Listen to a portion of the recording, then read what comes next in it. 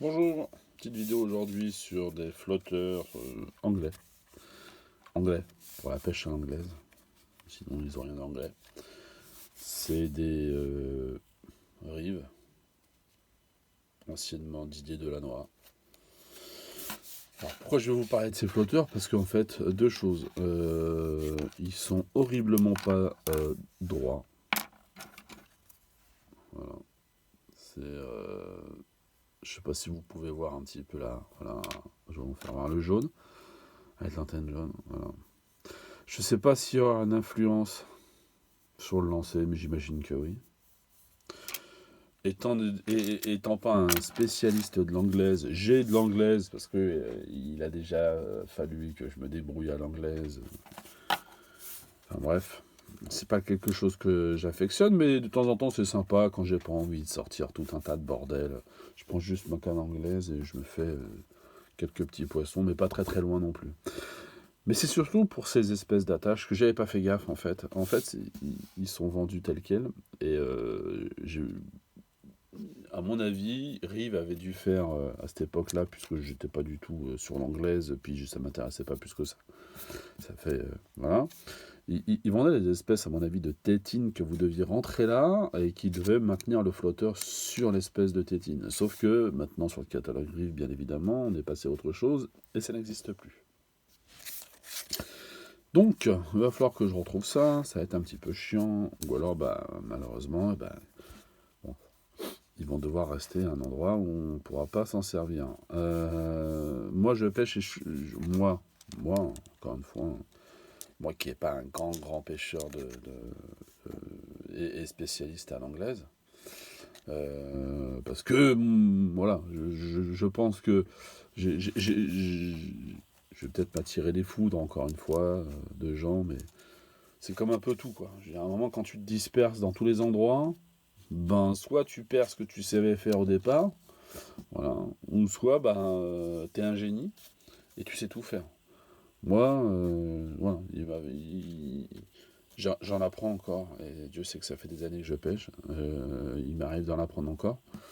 Euh, voilà, si je dois passer autant de temps à essayer de pêcher à l'anglaise, comme pêcher à la bolognaise, comme pêcher à la...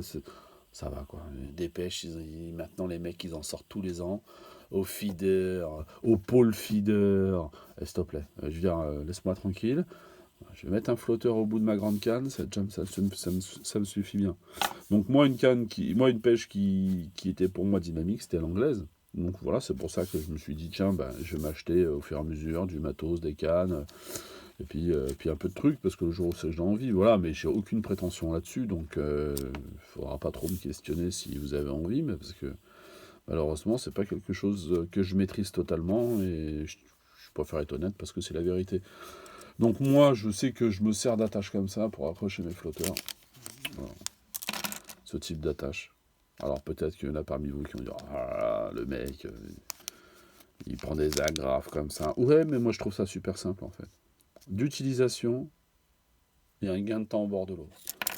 Voilà. Puisque j'ai aucune de canne de préparer, voilà, je ne sais jamais où je pêche à l'anglaise. Quand j'arrive, je fais les montages devant. Et là, je coince ça sur mon fil. J'accroche mon flotteur au bout. Voilà, c'est fini. J'ai plus qu'à plomber mon fil gentiment et puis c'est tout. Bah, donc ça, moi, je le recommande, mais alors pour ceux qui ne savent pas comment que ça fonctionne, hein, c'est simple. Je vais en déballer un, hop. Vous avez votre fil à gauche, vous avez votre fil à droite, il est tendu, hop, clac, vous enlevez les deux gaines, vous les faites passer dans votre fil. Ensuite, ces deux gaines-là, elles sont donc mobile sur votre fil. Et ensuite, vu que vous avez retiré les deux gaines, il vous reste cette espèce de T en plastique qui vient se rajouter de chaque côté de la gaine et qui vient sertir votre fil sur votre gaine ou vos gaines serties sur votre fil comme vous avez envie. Et donc vous pouvez les bouger comme vous voulez. C'est assez serré pour éviter que le flotteur bouge. Alors de temps en temps, il faut vérifier vite fait s'il n'a pas bougé de quelques centimètres. Et puis cette agrafe-là, elle sert simplement à accrocher le cul du flotteur. Voilà, un flotteur comme ça, par exemple, voilà, ça donne ça. Voilà. Il est plombé. Tac. Voilà. Donc ça dans le genre gain de temps, fixation, et puis pour les gens comme moi, qui maîtrisent pas trop cette pêche, ou du moins ses us et coutumes, c'est très bien. Voilà. Voilà. Moi j'utilise ça.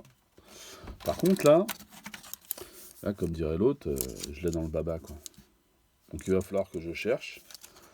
Siri vend toujours son système de fixation, parce que je pense que c'est des titines que vous enfoncez là.